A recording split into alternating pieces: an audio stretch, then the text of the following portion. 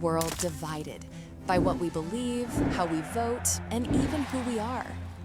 Neuroscience tells us our brains are wired to defend our identities, even when truth or love asks us to listen. But what if we could respond differently? What if faith became the bridge, not the battle? Let's explore how Scripture can transform division into understanding and help us live out love, patience, forgiveness, and peace, not just in theory, but in practice. Time to break divisions and transform communities. It's time we unhate.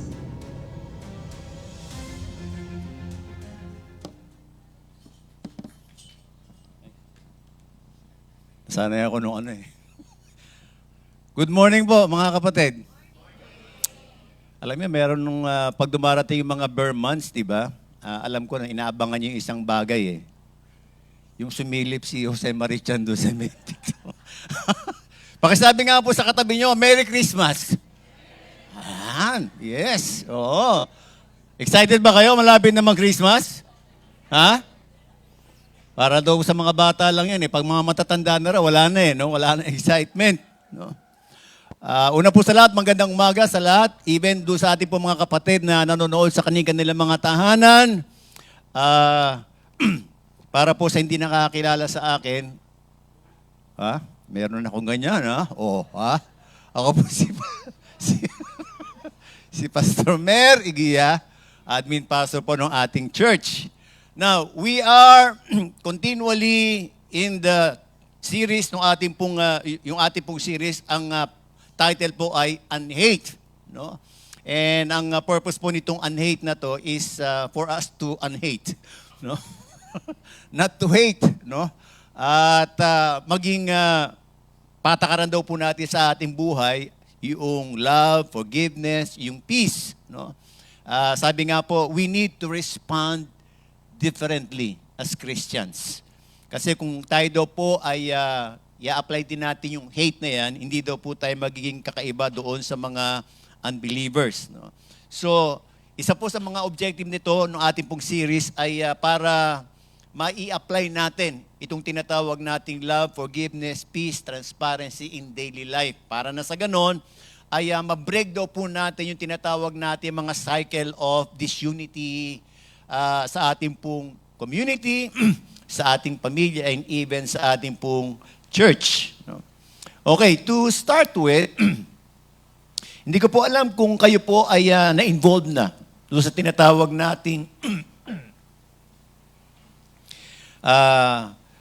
heated social media argument. Hindi ko alam kung naranasan nyo na po yan, ano? Na nag-post kayo pagkatapos na misinterpret yung post ninyo, no? Nag-react kayo. And in order for you to write the wrong interpretation, anong nangyari, mas lalo pang lumala, no? Mas lalo ka pa nakarinig ng mga insults at saka mga atake, no? Now, kapag po nagkakaroon tayo ng ganyan, ay dalawa lamang daw po yung ating po pwede maging response, no? Alam ko, nabalitaan natin nangyari kay Eman, no? Kilala niyo po ba si Eman? No? Yung namatay na anak ng isang newscaster, dahil hindi niya nakayanan yung mga nakikita niya, narinig niya doon sa may post, no? Doon sa may social media, it led her to cut her life, no? Nag-suicide po siya, no? Now, yung iba naman, ang ginagawa nila, imbis na sila po ay maapektuhan noon at sabihin natin mag-self-pity, naku, lalong nagagalit, di ba? Talagang they retaliate, no? So, either we condemn ourselves or we can even become more angry, no? Yun po yung minsan na nangyayari sa atin. Now, siguro hindi lamang po doon sa may social media, siguro in person, di ba? Minsan nakakaranas po tayo na talagang personally, tayo po ay medyo ginagawa ng hindi maganda ng mga tao sa paligid natin. Siguro, hindi siguro ibang tao to kasi pag ibang tao po ito, hindi naman masyadong masakit ang dating. Usually po, mas masakit ang dating sa atin kapag yung mga tao na gumawa ng hindi maganda sa atin ay mga close sa atin and you don't expect na silang gagawa nun sa atin. Maybe we were betrayed ating trust, tapos nag-spread sila ng rumors about us, at nag-cause po sila ng direct harm sa atin po. No? Now, minsan kapag nandun daw po tayo sa mga sitwasyon na yon, parang nafe-feel natin yung injustice no, sa atin po. And because of that, we are consumed by that burning fire to retaliate and to have revenge, to make right the wrong that was done to us. No? Actually, to share a bit, mga kapatid, nung pinili ko po itong topic na ito, hindi ko po nakikita yung, key passage. No? Basta nakita ko lang doon, wala pang nakaasan sa may topic 4. No, sabi ko kay Pastor Paul, ako na sa may topic 4. No? Ayan. Okay. Wonders of wonders. Alam niyo po, ating Panginoon talagang napakagaling. No? Parang usually ang ginagawa niya para bang sakto, no? Parang Coke, no? Ang ating Diyos ganoon, sakto parang Coke. Ako po ay recently nagkaroon ng experience nung ganun sinasabi ko sa inyo. Parang I felt that I have been done wrong, no?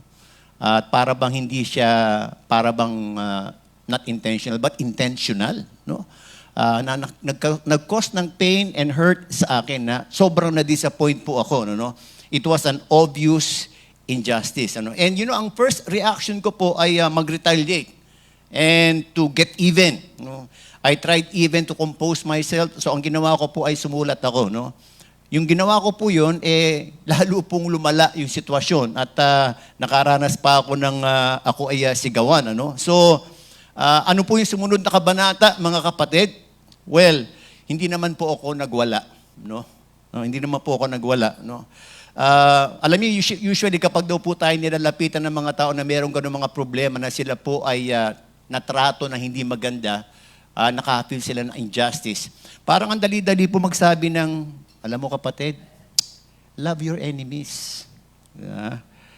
Overcome good with evil. No? May itinuturo lang ang Diyos sa'yo. May purpose yan kung bakit ibinigay sa'yo. So all you have to do is to humble yourselves before the Lord. Ang dali po mag-advise ng ganyan Tama po ba? Pero kapag sa'yo na nangyari yun, parang hirap pakinggan yung ganung mga advice. No? So, I can say na kung meron daw po tayong common denominator, lahat tayo, kay ano man po yung pinag-aralan natin, kay pangit tayo, kay maganda tayo, kay ano posisyon natin, ang common denominator po natin lahat po tayo merong old sinful nature. Tama po ba? Yung old sinful nature po na yan na sinasabi natin, usually ito po yung unang nagre-react kapag tayo po ay nakaranas ng mali. Evil done to us. Tama po ba? Yun po yung unang sumisigaw, no? Yun po yung unang nagre-react. And it's easy for us to get caught doon sa sinasabi nating an eye for an eye. Di ba? Kumbaga sa tooth for a tooth. Parang ganun no? So, ang normal response po natin, yung pong mga nakikita natin sa sticker, ayan, don't get mad. Get even.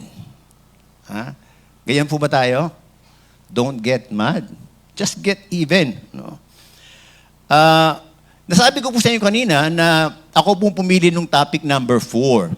Nakaranas po ako nung tinatawag nating disappointments, parang feeling ko nasaktan ako, may nag-harm sa akin. At alam mo ba kung ano yung key passage doon sa may topic 4? Ito po. Romans 12, 19 to 21. Galing talaga ni Lord, Dapat pala sa yung ko, Jet. Okay. Nakalagay dyan. Pakibasa nga po natin. 1, 2, 3. Yan. For it is written, it is mine to avenge. I will repay, says the Lord. On the contrary, if your enemy is hungry, feed him. If he is thirsty, give him something to drink. In doing this, you will heap burning coals on his head. Do not be overcome by evil, but overcome evil with good. Wow! Wow. Sige po, manalangin lang tayo. Maraming salamat po sa mga talatang ito. Very powerful words, Panginoon. Pero alam po namin, Panginoon, hindi po biro na masunod namin itong bagay na ito. Bigyan mo po kami ng grasya mo para maunawaan po namin yung nais mong ipahatid sa amin. At kung meron man po sa amin dito ang nakaranas that people have done wrong or evil to them, Panginoon, ikaw po yung mangusap sa amin at hayaan mo po na maranasan po namin yung kapayapaan na nanggagaling sa iyo at yung pag-ibig na nanggagaling sa iyo. Maraming salamat po itong aming panalangin sa pangalan ni Jesus. Amen. Amen. Ang aking pong title dito sa ating topic na to is this. Pakibasa nga po. 1, 2, 3. Ayan. Sabi nga po, there is, the Bible offers us a way to win an argument, especially doon sa mga tao na nakagawa ng hindi maganda sa atin. And not only to win them, but to win in life, no? And we can do that by doing the opposite that the world expects, no? And it is considered to be the most powerful and most satisfying thing to do, to get even, not by revenge, by avenging ourselves, but to get even with love. No? So before we can talk about overcoming evil with good, about showing kindness to our enemies, siguro po ang una natin pwedeng tanungin is, do we possess that kind of love that we need in order to get even to those people who do evil to us? Yun po siguro. And yun po yung ating tatalakayin sa araw na ito. No? Siguro konting lang po his background. Ang author po nitong Romans ay walang iba kundi si Apostol Pablo, and ito daw po ay naisulat during the pivotal time ng early church, no? Alam natin lahat hindi po si Pablo ang nagtayo nitong church na ito. And he was not able to come to the church in Rome, no? And so ang ginawa lang po niya ay gumawa siya ng sulat doon sa mga taga-Roma, para na sa ganon ay maintindihan po nila yung gospel and for them to be able to live out yung Christian life, no? Na ang audience po dito sa ating sa Romans na to na ating binasa ay combination po ng mga Hudyo at saka ng mga Hentil, no? And yung church po na yan ay because magkaiba po yung kanilang belief, no? Nagkaroon po sila ng konting conflict sa kanila pong mga kultura at saka silang pananampalataya.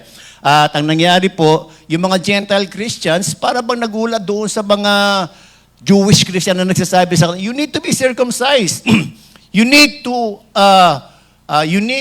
ano matawag dito, exercise or to apply Sabbath. You need to eat kosher. No? Hindi ko alam kung ano yung kosher na yun.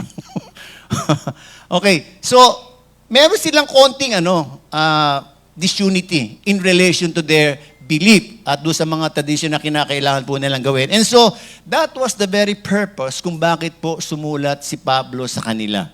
Now, the main theme po ng Romans is yung righteousness ng ating pong Panginoon. No? And pag pinag-usapan po natin yung righteousness of God, it does not only refer to our relationship with God, but it also refers to our relationship with one another. No? So, yan po makikita natin. Gusto po niya na magkaroon ng unity again, yung community na to that was divided. And so, Paul explained to them yung pong gospel na kanilang pinag-aaralan. Dito po ay in-explain po ni Pablo that sila po, both of them, both the Jew and the Gentile, they were both sinful, they were both idolatrous and morally broken. At yung pong consequence po ng kanilang mga kasalanan, ng kanilang, sabihin natin, mga pain, ay it was Jesus, in-explain po ni Pablo, it was Jesus who took it. Kinuha po lahat ng ating Panginoon yon, at because of that, because Jesus Christ has, para bang kinuha lahat yung mga kasalanan nila, yung mga pain nila, nabigyan po sila ng tinatawag nating bagong buhay. Nagkaroon po ng great swap. Yung pong kasalanan nila, kinuha ng ating Panginoon at inimpute sa kanila yung righteousness ng ating pong Panginoon. So, nagkaroon po sila ng pagkakataon na makareceive ng bagong buhay, yung new life na yan na sinasabi ng ating Panginoon. They were forgiven by God at sila po ay natanggap bilang mga anak, mga sons and daughters of God. Ano? Now, kung pag-aaralan po natin yung buong book ng Romans, meron po siyang, nahati po siya sa dalawa eh. No? And the basic distinction ay makikita natin doon sa pagkakahati. Doon po sa may chapters 1 to 11 at saka sa may chapters 12 to 16. Yung pong chapters 1 to 11, ito po yung mga dinidiscuss dito eh. Una, sa chapters 1 to 11, it deals primarily doon sa may action na ginawa ng ating Panginoon sa humanity. Now, when we talk of humanity, it's not only the Jews, but also the Gentiles. Now, yun po yung ginawa ng ating Panginoon. Yun po yung ina-explain sa may chapters 1 to 11. While doon sa may chapter 12 to 16, it deals naman doon sa may people's action in response to God's love and mercy. Yan. So, in other words, yung pong chapters 1 to 11, these are all information for their beliefs, for their faith. While yung pong chapters 12 to 16 ay exhortation for action na dapat po nilang gawin, that they need to live out as the Christians who have received that new life. And dito po sa may chapters 1 to 11, it stresses yung pong right relationship with God. While dito po sa may 12 to 16, yung right relationship naman po with other people. So kung babasahin po natin yung chapters 12 to 16, makikita po natin dyan na puro po ito mga practical application in response doon sa ginawa ng ating Panginoon na kabutihan at awa sa bawat isa sa kanila. Now, so kung makikita po natin doon sa may Romans 12, yung unang para yugto nung sinasabi nating stresses on the action na dapat gawin ng mga Kristiyano, makikita natin dyan, ito po yung very famous Therefore, I urge you, brothers and sisters, by the mercies of God, to present your bodies as a living and holy sacrifice acceptable to God, which is your spiritual service of worship.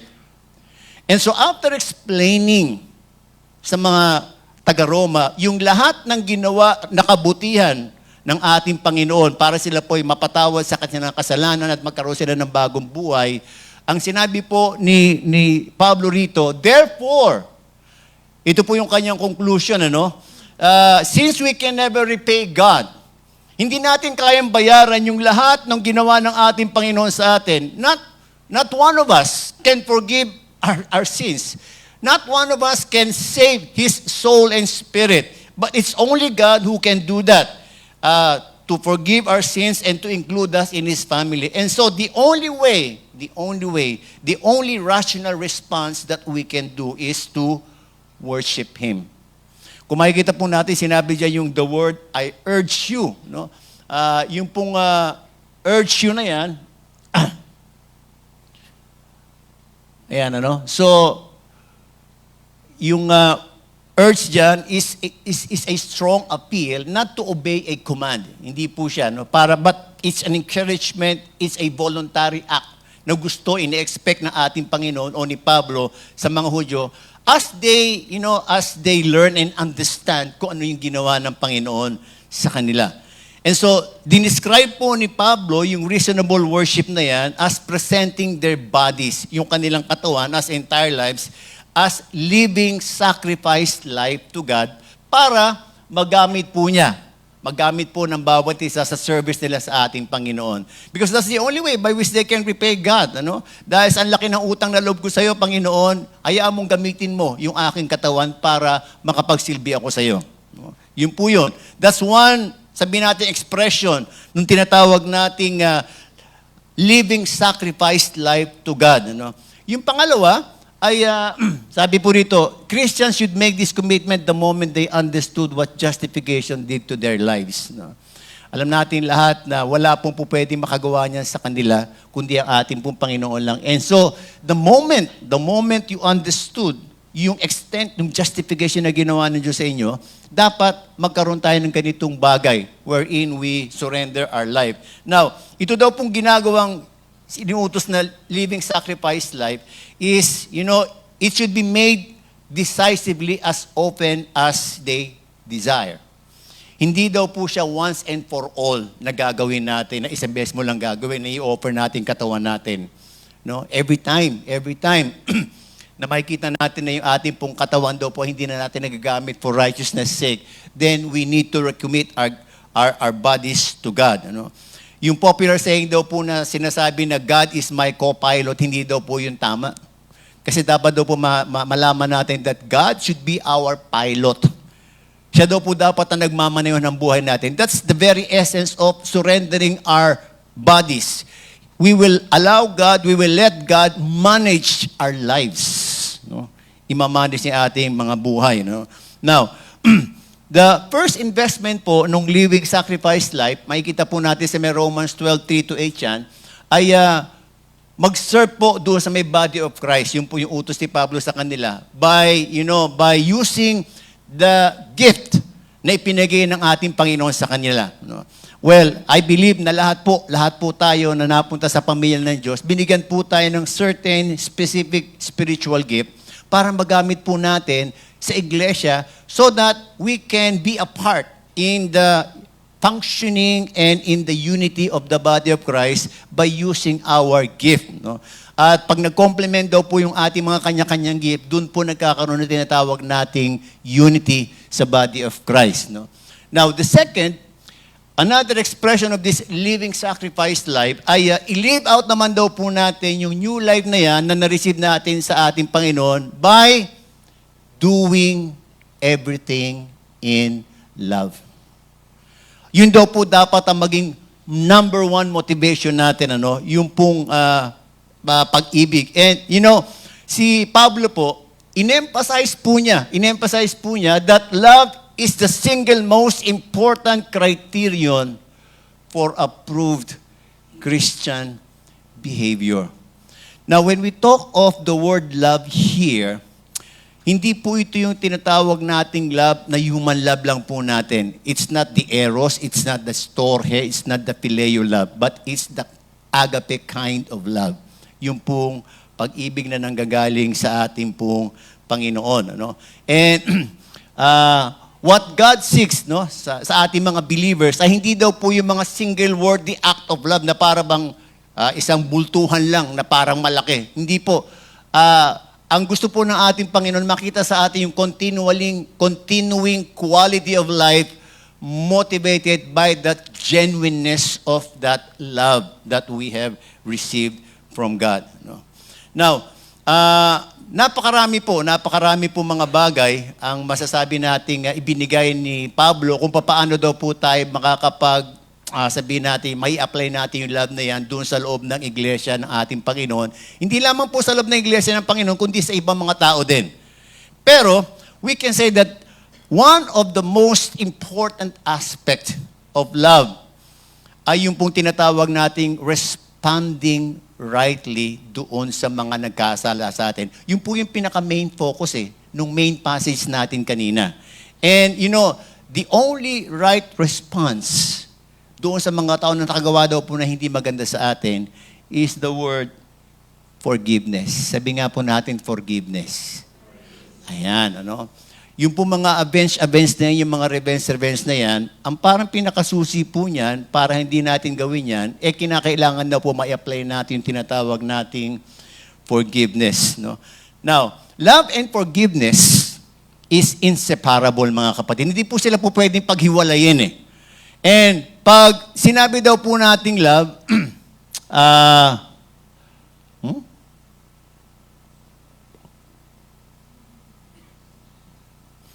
pag sinabi daw po nating love, mga kapatid, ay it's a choice that we need to make every day, Pag pinag-usapan naman daw po natin yung forgiveness, it's a gift that we give ourselves and others.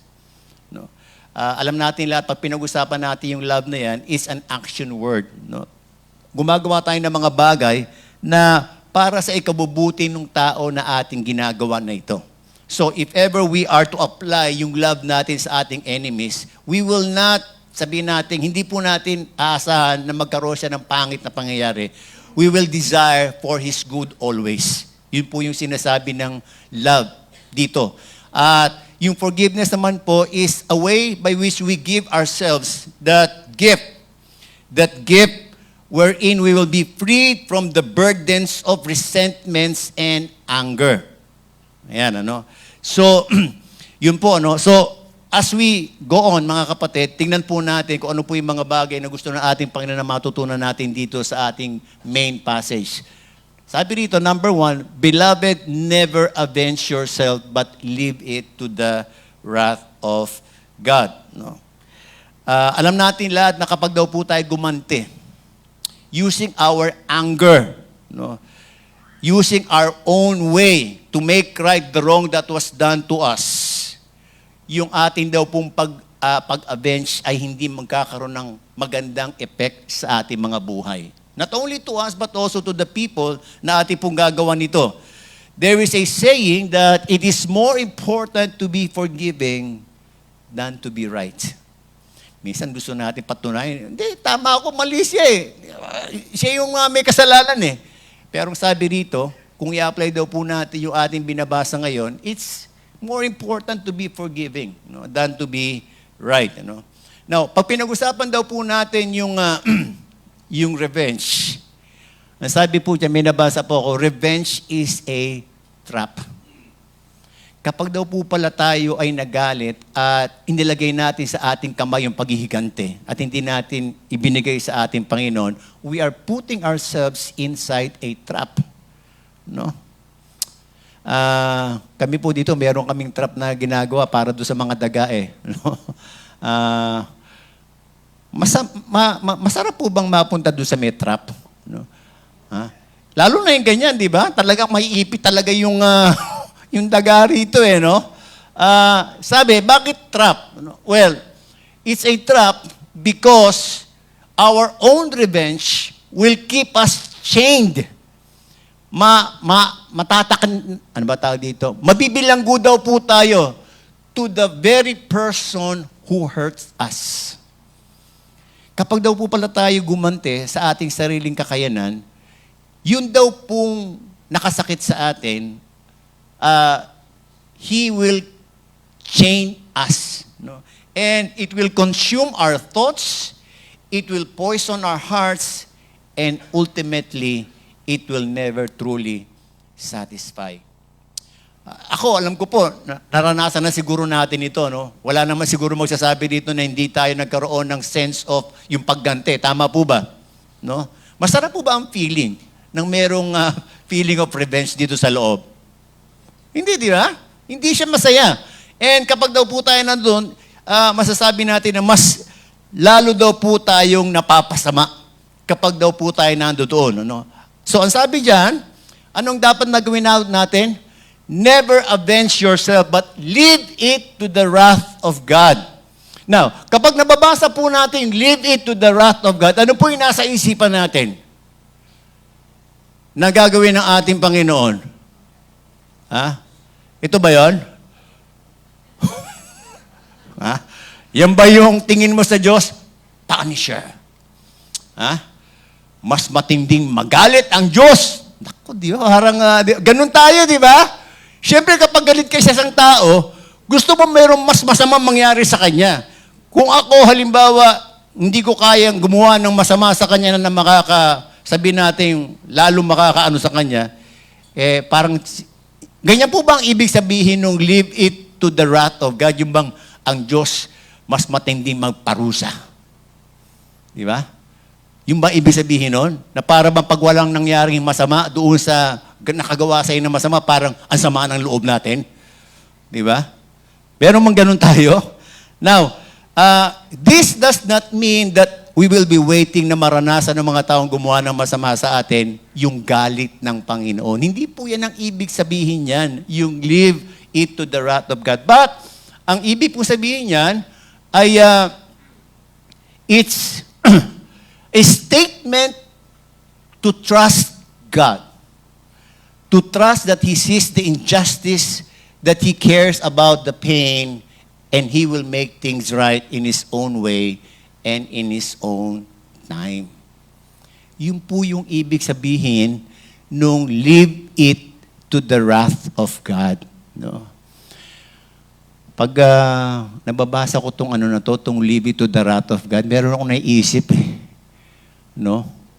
May naisip ako na joke eh. Oo. Gusto niyo ba? Gusto niyo ba? Ha? Hindi, kasi meron daw pong isang foreigner evangelist na nagpunta sa may parteng Bisaya. Eh, yung pong interpreter, nagkasakit. Eh, so humanap sila ngayon ng, teka muna, sino ba mag-interpret dyan?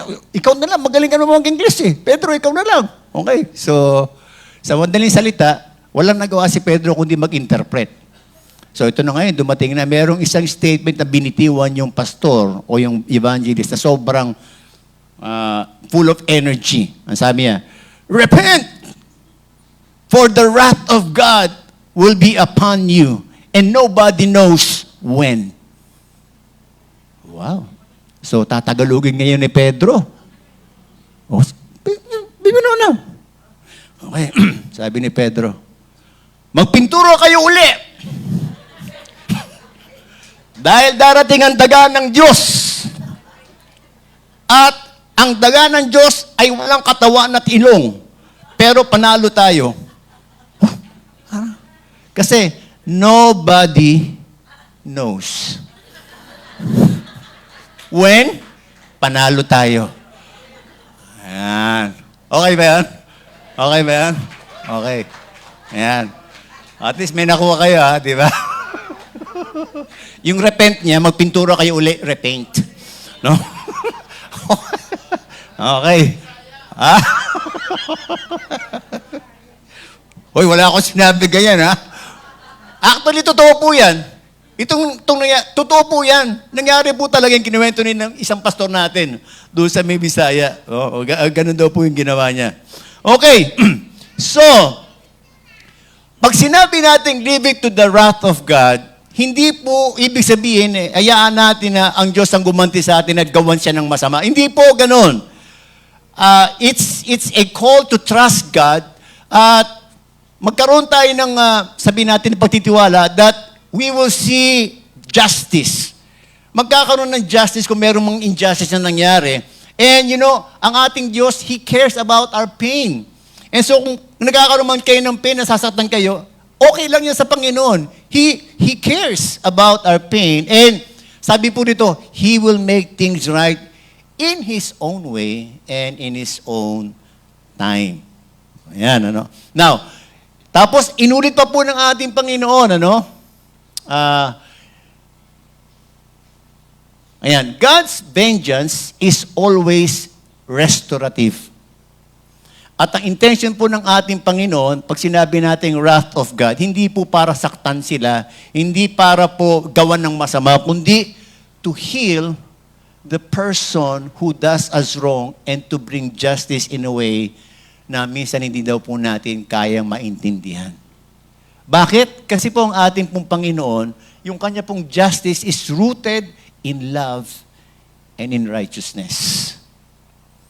So ganun po. Ganun po ang ating Panginoon kapag gumanti siya. Igaganti niya tayo pero not the way that we want na gumanti. Nagagawa sila ng masama na ipapangani sila ng ating Panginoon. No. God will make sure that justice will appear pero in the way that He would want it to be. At ang kanya pong intention is to restore the person na nakagawa po sa atin na hindi maganda. Okay po ba yon? Madali bang tanggapin? Ha? Dapat po masanay kayo. Sa ayon nyo sa gusto, ganyan po yung ginagawa ng ating Panginoon. Hindi ko nga alam, baka kaya yung iba, ayaw nila na ilet ang Diyos na magbigay ng wrath eh. Kasi parang ayaw nila may mangyari maganda doon sa yung tao na nakagawa sa kanila ni maganda eh. Usually, yun po yung ating nasa loob, hindi po ba? Pero sabi nga, pag binigay natin sa Diyos, sa wrath of God, yung pag-avenge, mga kapatid, yan po yung gagawin ng ating pong Panginoon. Next, ang sabi rito, for it is written, vengeance is mine, I will repay, says the Lord. So dito makikita natin, inulit po ng ating Panginoon that revenge and vengeance is not our business. It's the business of God. Huwag po nating pakialaman yun, And ang sabi po rito, I will repay, says the Lord. Siya po ang maniningil. Ayan. Meron po ba ritong nakaranas na may umutang sa kanila at parang tagal magbayad? Ha? Siyempre, pag hindi nagbabayad, ano gagawin natin? Ay, maniningil tayo, di ba? Kaya lang, ang karaniwan nangyari kapag naniningil tayo doon sa mga umutang sa atin na parang feeling natin wala naman talagang intensyon na magbayad, yung naniningil, siya pa yung pinapagalitan. Di ba? Sasabihin nung sinisingil, parang di ka naman babayaran. Magkano ka ba? Abang, yabang. Para ba, imbes na yung taong naniningil na magalit, siya pa yung galit eh, mas galit eh. Di ba? Meron kayong ganun tao na nakita? Naranasan? Marami. No, marami. Kristiyano ba yon?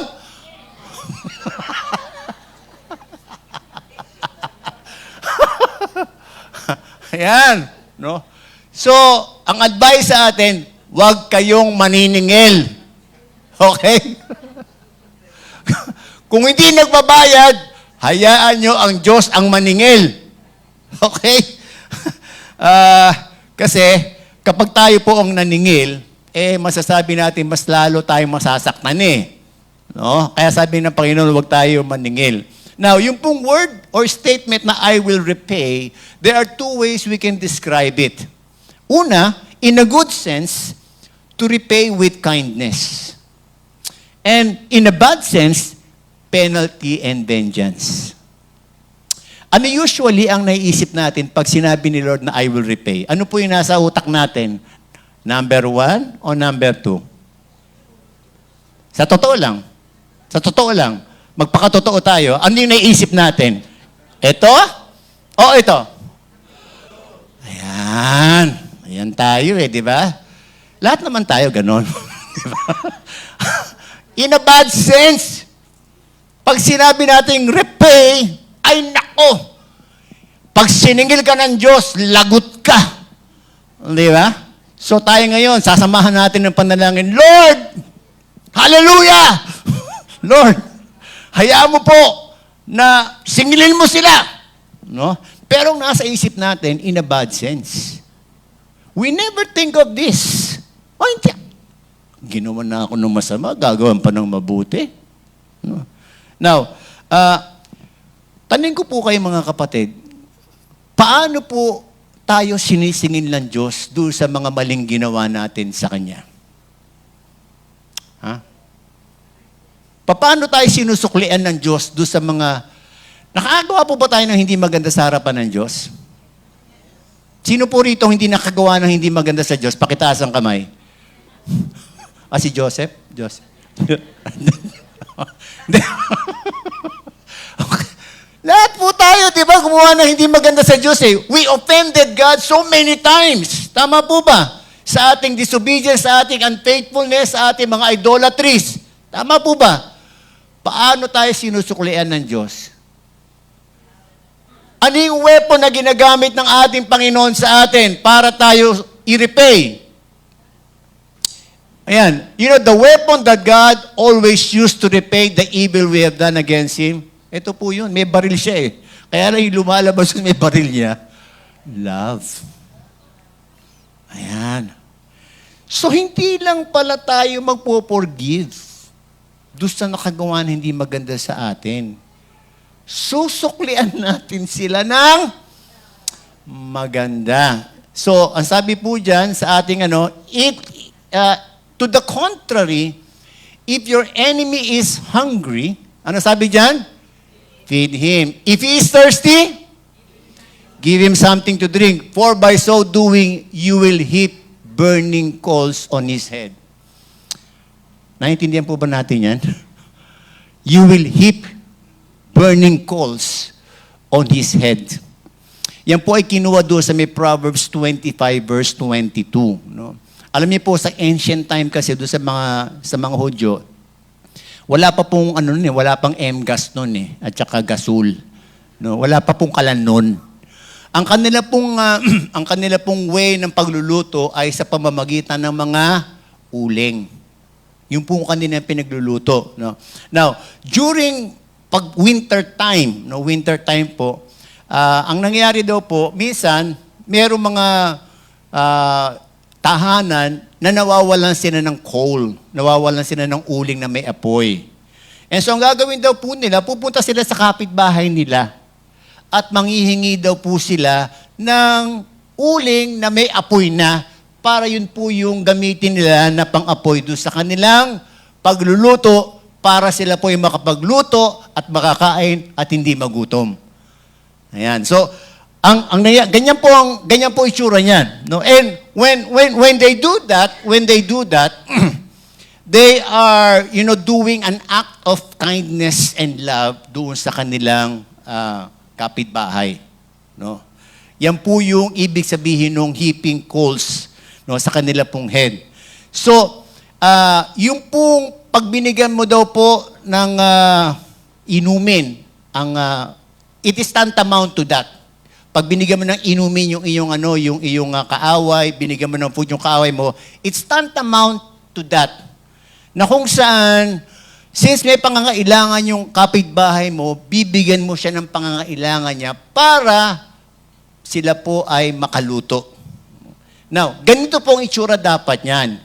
Hindi po dapat ganito, no? Sige, biyak kita ng ulig, ha? Para masunog yung una mo. Sige, makalbo ka, no? Hindi po ganyan ang itsura niyan, no? Ang ibig sabihin po nun, talagang gagawa tayo ng mabuti kasi iniisip natin may pangangailangan. Well, that's the very essence or that's the very purpose kung bakit magkakaroon daw po tayo ng tinatawag nating act of kindness. Kasi kung ang ating Panginoon, ang sinusukli sa ating mga disobedience, sa ating unfaithfulness ay kabutihan at pag-ibig, bakit hindi daw po natin ang gagawin sa ating mga kaaway? So, yan daw po. Ito daw po ang gagawin natin doon sa mga demonyo sa ating mga buhay. Act of kindness. No? So, not only to let go of unforgiveness, but also to do an act of kindness. No? So, now, sa mga narinig po natin, madali po bang gawin na pag may nakagawa ng hindi maganda sa'yo, susuklian mo ng mabuti? Ha? Sino dito nagsasabi na, andali niyan, pastor, pakitaas nga yung kamay? Mahirap ba? Mahirap. Diba? Hindi po ganun kadali eh. Tama po ba? Now, pare-pareho naman po tayo nakaranas sa ating buhay nung tinatawag nating nagawan tayo ng mali. Tama po ba? Iba-iba nga lang ng degree or level. No?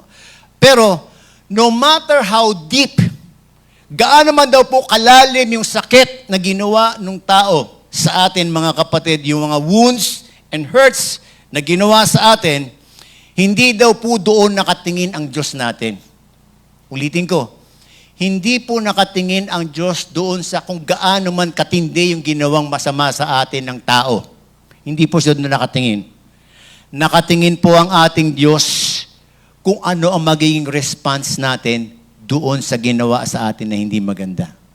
Doon po siya nakatingin. At yung kanya pong basihan ay hindi po yung dahil sa matured ka na, matagal ka ng Kristiyano. Di ba palagi narinig natin yan?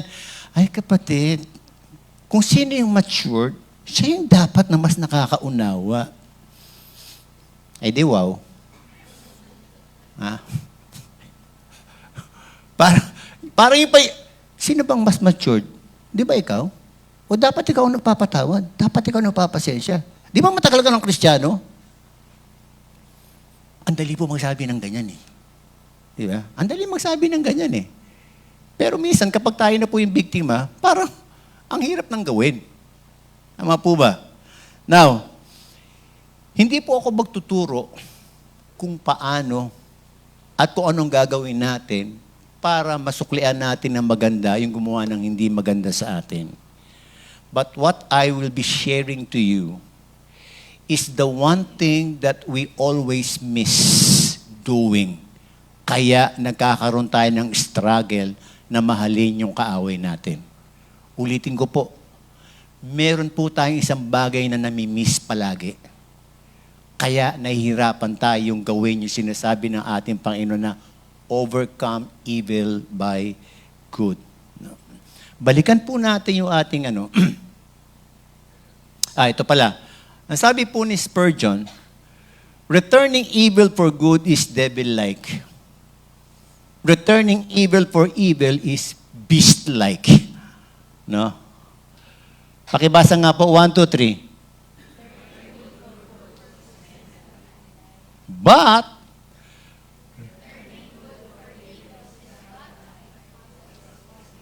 ayan. Siyempre, hindi tayo doon sa una. Hindi rin tayo rito sa pangalawa. Mas lalong hindi tayo rito sa pangatlo. Saan tayo? Pang-apat. Yan po dapat ang ginagawa natin. Balikan po natin, and I want us to focus on this one word na minsan nakakalimutan po natin. Pakibasa nga po, 1, 2, 3.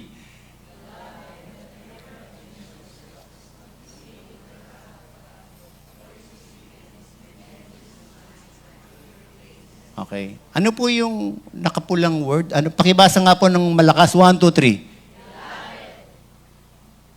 Ano po ibig sabihin ng beloved?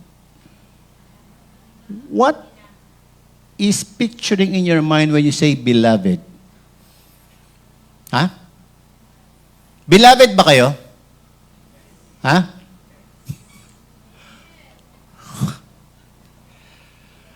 Meron po akong tanong sa inyo. Which is harder to achieve? To give love or to be loved? Ulitin ko. Ano po ang mas mahirap? To give love or to be loved? Ha? Yung nasasabi po na ang mas mahirap yung to give love, pakitaas ang kamay.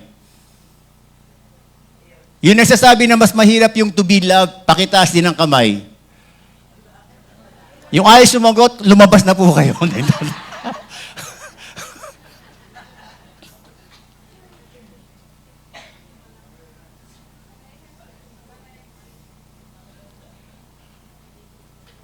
Sa akin po, because of my experience, mas madali yung ako ay mahalin. Why? Hindi po magsasabi ng command ng ating Panginoon na hindi po niya tayo bibigyan ng equipping para magawa po natin ikinocommand niya to love others. Now, the truth of the matter is, it will be hard for us to love others God's way if we have not experienced to be loved by God. Amen po ba yun? Have we experienced to be loved by God? Huh? Are you availing always, every day, to be filled with that love of God? The answer, I do believe, hindi po. Kaya daw po tayo nahihirapan mahalin at magbigay ng pagmamahal sa ibang mga tao kasi hindi natin hinaayaan na mapuno tayo ng pag-ibig ng Diyos. Now, in order for us to be filled with the love of God, kinakailangan daw po, makita natin, ma-appreciate natin kung gaano kalaki yung pag-ibig ng Diyos sa atin. Kailangan maintindihan daw po natin. Now, sino po rito naka-attend ng EGR? Ayan, marami, no? One of the highlight po ng EGR natin, ang ginagawa po natin, ipinapakita po natin yung excerpt nung Passion of Christ na kung saan pinaparusahan yung ating Panginoong Yesus ng mga Romano. Ay, grabe, no? Yung latigo na binibigay sa kanya, na inaano sa kanya, merong mga matutulis sa may dulo pagkatapos, pag ganun didikit sa may balat niya, hihilain, kasama yung balat. Every time po na ipapalabas namin yun, mga kapatid, yung pong mga nakakapanood, natatauhan. Ganun pala yung hirap ng Panginoong Yesus. para na sa ganon, maipatawad yung kasalanan ko. Kasi minsan hindi natin masyado na-appreciate yung love ni Lord eh. Kaya hindi natin hinahanap. The only way by which we can appreciate the love of God is we need to picture ourselves kung ano po yung hirap na dinanas ng ating Panginoong Yesus. Yung pagkapako niya sa krus, yung paano siya pinapako. Sobra. And alam niyo po, may mga nakita po ako nung napanood po nila yung ganyan, yung excerpt. Meron pong dumidi pa dyan, nakahiga na. Asya, patawad po, Panginoon! Patawad po, Panginoon! As they understood how much God had loved them, mas nakita po nila yung kanilang mga kasalanan. At sinabi nila, Lord, I am unworthy. Hindi po ako karapat-dapat. Panginoon, patawad po. Salamat po sa pagmamahal mo. That's the kind of love that God has bestowed us. And so we can say that God first loved us. And He will not command us to love others the same way that He loved us kung hindi po niya tayo inibig muna, una sa lahat. And ang nakakano dito mga kapatid, wala pa tayong ginagawa mabuti mga kapatid. Wala pa tayong magandang ginagawa sa Kanya. Pinili na tayong mahalin ng ating Panginoon. Amen po ba?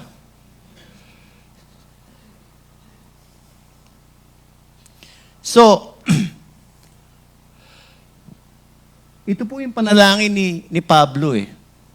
Ang sabi ni Pablo, that you, being rooted and grounded in love, may have the strength to comprehend with all the saints what is the breadth and length and height and depth, and to know the love of Christ that surpasses knowledge, that you may be filled with all the fullness of God. Understanding the great love of Jesus has for us will help us to see how sinful we are at kung gaano po tayo unworthy for that kind of love. Pero makikita po natin that He chose to love us. I believe that that is the one thing that we always miss out, to receive the love, to receive and experience His love every day. No? So dito makikita po natin that since we are rooted and grounded in love, we have the capacity to understand the extent of the love of God. Wala po pwedeng makaintindihan, tayo lang. Tayo lang na mga sinave ng ating Panginoon. We are the only ones who can comprehend with all the saints kung gaano tayo kamahal ng ating Panginoon. And you can see here, naglagay po ng dimension dito eh. Si architect ni alam niya yung mga breadth and length na yan. Ano ibig sabihin yan? Yung taas at baba ng pag-ibig ng Diyos. Hindi po yung taas lang nito at saka yung baba nito. Hindi po ganon. Kaya po naglagay ng dimension dyan, parang sinasabi ng ating Panginoon, the dimension of His love is unlimited. Yung north na sinasabi ng Diyos dito, the north of the universe and the south of the universe. The east of the universe and the west of the universe. As far as the east is from the west, so far does He remove our sins from us. Yun po yun, mga kapatid, kaya may dimension. Do we have the capacity to know and understand the love of Christ? Yes, we have. Yes, we have. At ang gusto po ng ating Panginoon is for us to avail of that. Pag nagka-counseling po ako sa mga ikakasal, tinatanong ko po sa kanila, isa lang ang role mo bilang asawang lalaki. Mahalin mo ang iyong asawang babae at her worst. Paano po yun? Pag nakikita mo siyang mabait, ang dali siyang mahalin di ba? Pero pag nakikita mo, lumalabas na yung sungay niya, tsaka yung buntot niya, tapos nanilisit na yung mata niya, tapos nambabato na ng pinggan, ay madali bang mahalin yun? Doon mo lang pwedeng i-apply yung love na sinasabi doon. Loving at her worst. Because ang comparison ng Diyos, the same way that Christ loved the church. Yun po yung comparison eh. Tapos tatanungin ko, madali bang gawin yon? Mahirap po eh. O anong gagawin natin? Hindi na lang tayo mag-aasawa. Ha? Mahirap pala eh. Yun ang utos eh. Yan yung nag-iisang utos eh. Alam mo, sabi ko sa kanya, alam mo, ang dapat gawin lang, wag yung love natin ang i-apply mo. Kasi ang human love natin, limitado. Limitado at saka nauubos. Nakarinig na kayo na gano'n? Ba't kayo nag-iwalay? Ay naku, naubos na yung aking pagmamahal. Wow! Wow! Wow, naubos! Ha? Naubos pala yung pagmamahal. Of course, kapag yung pagmamahal mo lang yan. Pero kapag ikaw ay puno ng pagmamahal ng Diyos, hindi mauubos yan. Amen? Hindi po siya mauubos. Sa mga babae, sabi ko, mahirap ba mag-submit? Kasi, submit to your husband as to the Lord. Kung paano ka nagsasubmit sa Diyos, ganun ka rin dapat nagsasubmit sa asawa mo. Ganon. Madali ba? Mahirap po eh. Ayan. Ganon din ang sinasabi ko. Your submission is from the heart. Pwede kang sumunod nang hindi ka nagsasubmit. Diba? Kasi ang submission, it comes from the heart eh. At ang nakakakita ng submission natin, ang Diyos, hindi naman yung asawa natin eh. Kasi si Diyos tayo accountable. And so, para makapag-submit tayo ng tama, anong gagawin? Punuin ang sarili ng pag-ibig ng Diyos. How do we do that? Paano ba ako makaka-receive na pagmamahal ng Diyos? Sasabihin ko lang ba, Lord, bigyan mo ako, punuin mo ako. And makikita natin dyan, if we are filled with the love of God, ang sinasabi dyan, you will be filled with the fullness of God. Wow! Grabe! The Trinity, the God of the Trinity will fill us. And you know, when we are filled, that great love every day, we will not only make us feel loved, that same love will overflow from the inside so we can love others the same way God loves us. There is a song that goes, All You Need is Love, by John Lennon and Paul McCartney. That is a worldly song, but the meaning of that is very biblical. All we need is love. Pakisabi mo nga sa katabi mo, all you need is love. Okay?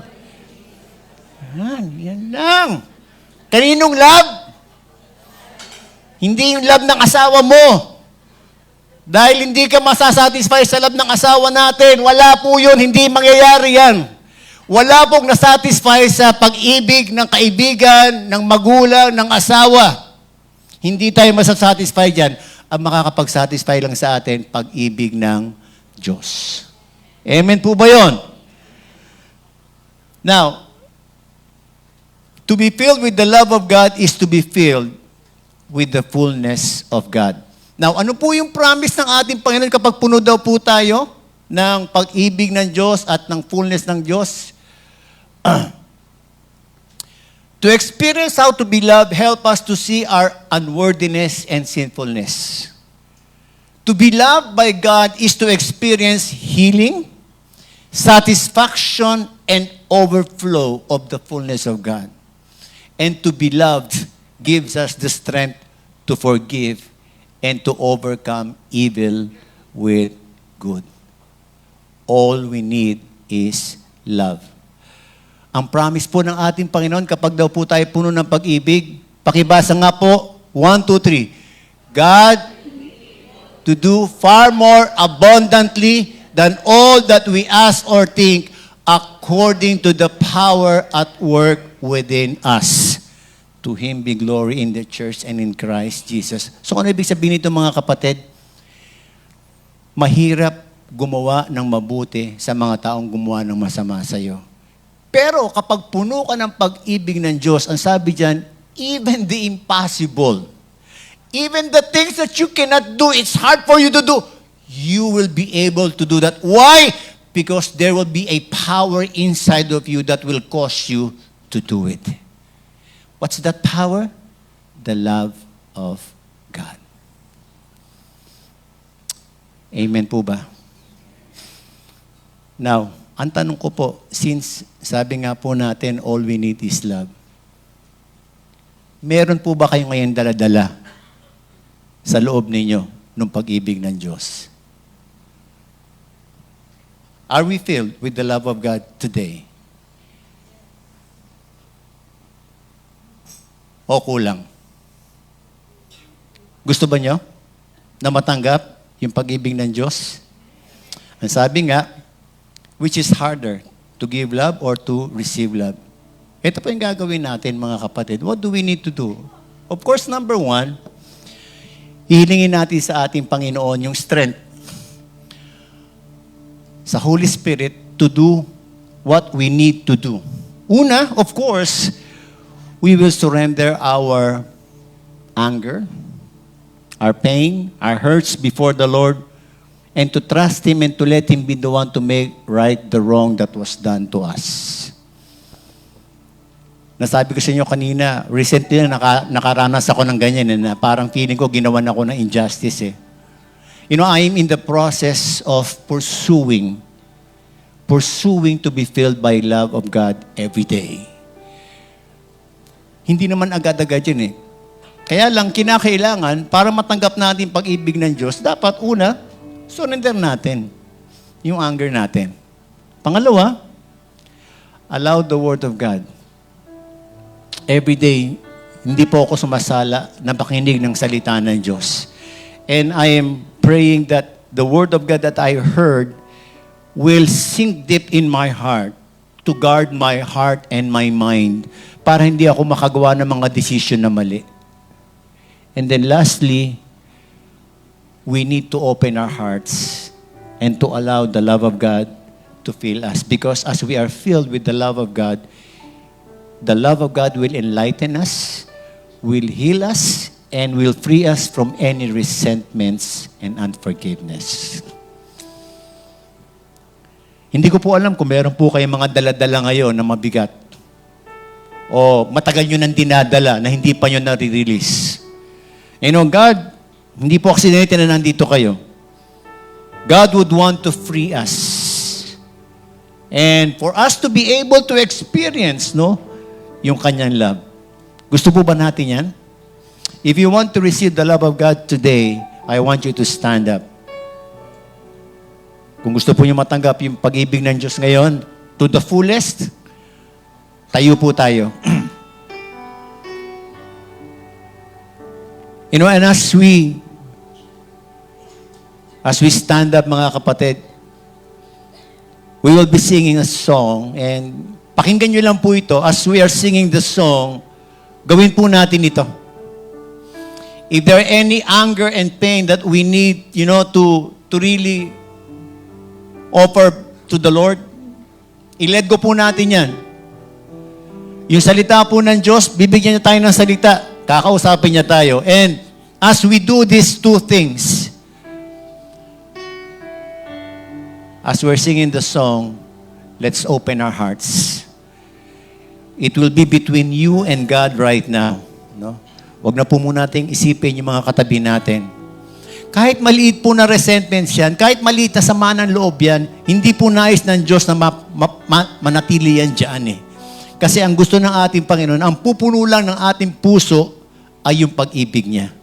And there is no way by which we can be filled with that love of God kapag nandyan po yung basura na yan. And so we need to remove that. So it's now your choice to let go of that. While we are singing the song, let's do that surrender unto the Lord.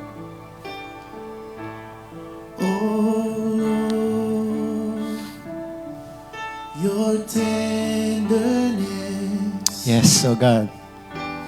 melting all my bitterness, oh Lord, I receive your love.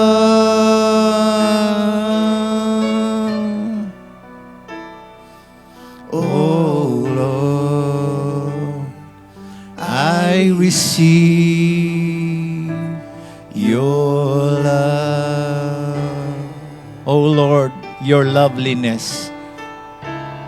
Oh Lord, your loveliness, changing my unworthiness, changing my unworthiness.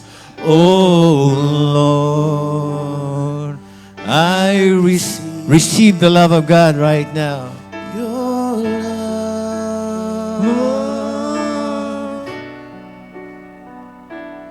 Oh Lord, I receive your love. Oh Lord, I receive your love. Oh Lord, I receive your love. Just open our hearts right now. God would want to fill us. God would want to free us. I receive God would want to heal us. your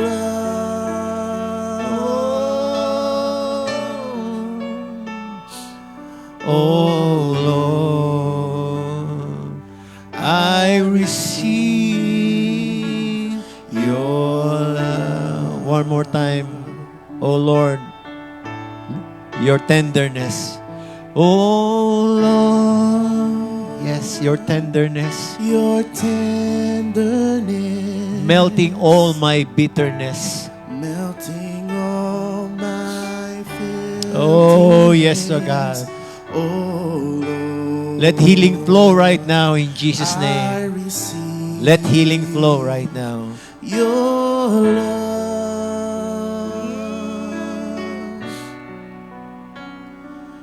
Oh Lord, I receive your love. Oh Lord, your loveliness.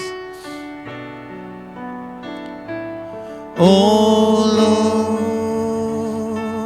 your loveliness, changing my unworthiness.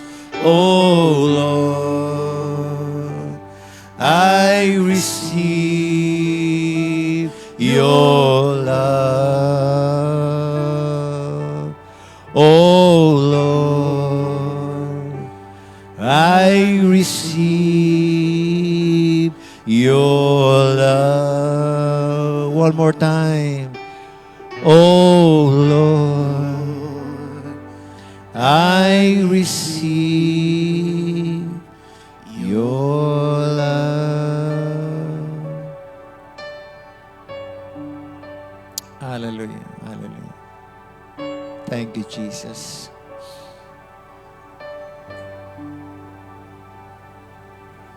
I want us to declare this prayer that I will be showing you.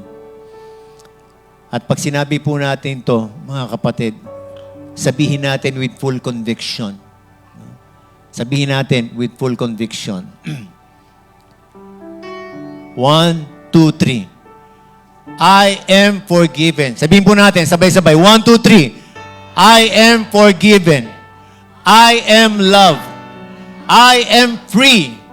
I have the strength of the Holy Spirit within me to enable me to do what God wants me to do. The Word of God is permanently residing in my heart. I am rooted and grounded in love. I know and understand the greatness of the love of God. I experience the love of God in my life every day. I am freed from anger and unforgiveness. The devil has no place in my mind and my heart. I have the capacity to overcome evil with good because I am filled with the love and fullness of God. Hallelujah. Hallelujah. Hallelujah. Let that confession, Lord,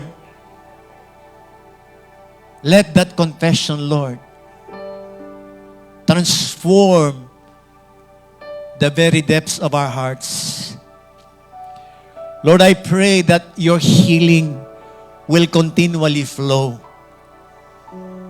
Lord, as we allow ourselves, as we open ourselves every day to be filled by your love, Lord, hayaan mo po, Panginoon, na maranasan po namin yung kalayaan, maranasan po namin yung satisfaction na hinahanap po namin, Panginoon, at maranasan po namin yung kakayahan, Panginoon, na suklian ng pag-ibig, suklian ng maganda, Panginoon, yung mga taong nakagawa ng hindi maganda sa amin. Panginoon, I know and I believe, Panginoon, gumalaw ka sa puso ng bawat isa nandirito, Panginoon. Lord, you have allowed us to experience, to receive, Lord, your love. And allow us to treasure it, Panginoon. At hayaan mo, every day in our life, Panginoon, we will avail of that love that comes from you. This is our prayer in Jesus' name. Everybody say amen. Amen, amen, amen.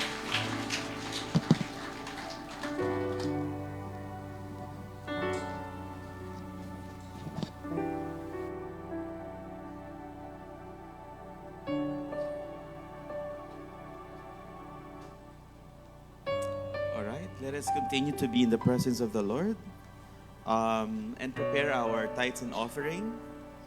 Ayan po, meron tayong mga envelopes in front of our seats. Let us pray together. Hallelujah. Sige, let's lift our hands, our hearts, and our minds, and of course, yung pong ating kaloob para sa ating Panginoon, and let us pray. Hallelujah. Lord Jesus, thank you for allowing us, and thank you for giving us a privilege to listen to your word. Thank you, Father, for opening our hearts, and Holy Spirit, thank you for giving us the conviction at manatili ito, Panginoon, sa mga puso't isipan po namin that we are full of your love, Lord God, and your peace. And it should transcend, Lord God, sa aming buhay, especially in times that we have doubts, in times that we are hurt, Lord God. Alam namin, Panginoon, na yung pagpapatawad, yung response namin ng peace is coming from you. And thank you, Lord God, that we have the privilege right now to give our tithes and our offering to you. Salamat, Panginoon, na ginagamit mo yung buong puso namin, yung lakas namin, at ma-honor ka namin sa mga pagbibigay namin sa iyo, Lord God. Because this will help us for the furtherance of your kingdom. At hayaan mo, Panginoon, na magamit po ang mga kaloob na ito sa aming ministry, sa inyong ministry dito sa lupa. At patuloy na makapag-win kami, Panginoon, na mga lost souls, Lord God. And may we find those least and the lost sa aming community, sa aming school, sa office, sa aming kapaligiran, Panginoon, at maakay po namin sila, masama namin sila at magsamba at magpuri sa iyo, Lord God. Maraming salamat, Lord. We honor you. In Jesus' name, amen. Sige po, pwede tayong magbigay ng ating tithes and offering. And if you have a prayer request in the middle box, and then if we have the mga answered prayer also, pwede rin po natin isulat at ilagay po dito sa ating middle box. Ayan. And of course, would like to welcome lahat po ng mga ating attendees sa ating online service. Maraming salamat. And then, we would like to welcome our newcomers. A big, warm, Win Alabang welcome to Angelita Buen at Hazel Buen. Kaway po kayo. Ayan, thank you. Palakpakan naman natin sila. Ayan, we welcome you sa aming pong simbahan at sa Win Alabang family. Alright.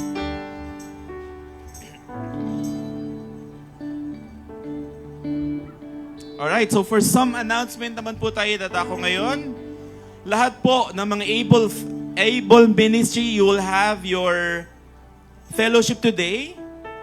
And right after the service po, ang venue ninyo will be on the sa downstairs po sa Winalabang Mini Sanctuary. Ayan, tinatawagan po lahat ng mga ating able ministry members. At yung Christmas party po nila will be held on December 3rd at 9 a.m. Ayan, 9 a.m. here in Winalabang Church. So sa lahat po ng mga able, ang Christmas party po natin will be on December 3rd, 9 a.m. Alright. So ito, exciting to. Tinatawagan lahat ng mga YA! Woo! Ayan. So we understand that adulting is very hard. That is why we have prepared this YA year-end retreat. Ayan. So calling all YAs, we invite you to join a day of rest and recharge with a community that understands your struggles and seasons in life. It will be our year-end retreat titled Lilim. Ayan. So obviously, ang ating... Ito, yan. So ang venue po natin will be in a Nature Escape Camp, Tanay Rizal. So ito po is we are to commune with the nature. We are to enjoy the accommodation along the river. Ayan, so we'll be doing that together with all the YAs, age 22 hanggang 40 na single. Please join us because meron po tayong promo. Ang registration fee po is 2,000 but meron pong first 20 na magre-register today and until next week, free po yung first 20 packs for the accommodation at saka po yung meals. Ayan. So, kaya unahan tayo. For the first 20 will be free. And then, yung mga susunod po will be 2,000. Yung pang mga non-YA, hindi ko pa po sure. Pag-open pa po yung slots, definitely. Kasi ang ganda po ng venue. It will be really something that is out of the city. Very quiet experience for all of us.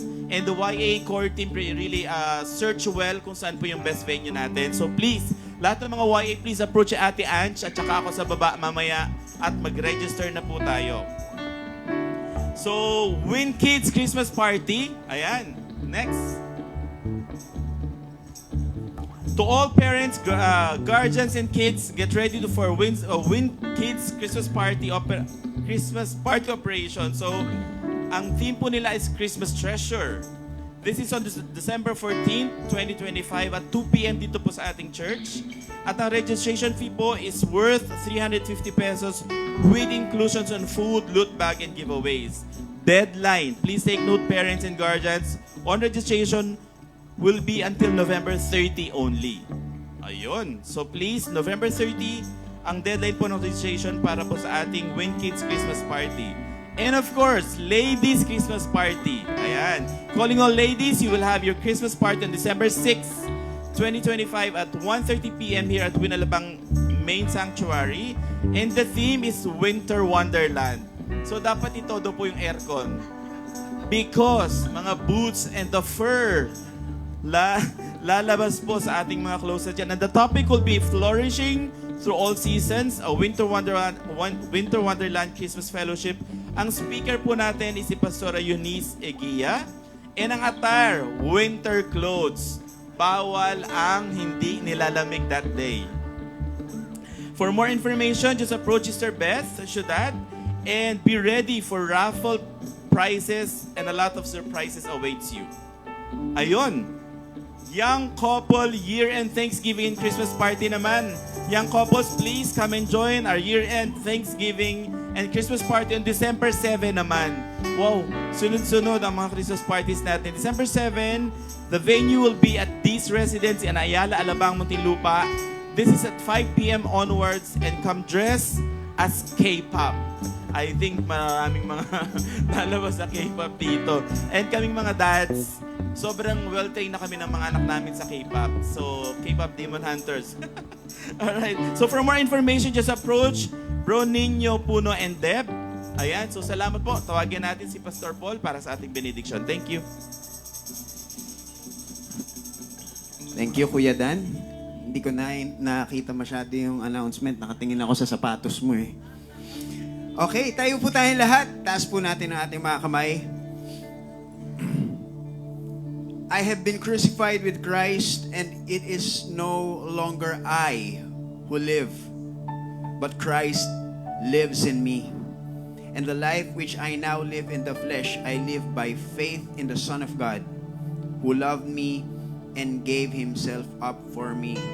May the Lord bless you in the name of the Father, Son, and the Holy Spirit. And everybody says, Amen. God bless everyone. See you next week.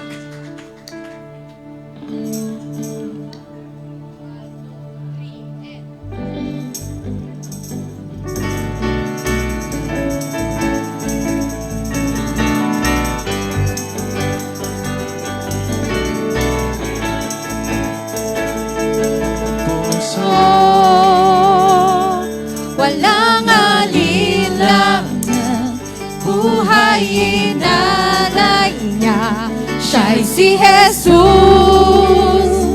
tagapagligtas ng buong mundo. Ang tanging daan, siya'y si Jesus. Tayo'y magtagumpay nang dahil sa Kanya. Jesus, ika'y buhay sa aming lahat.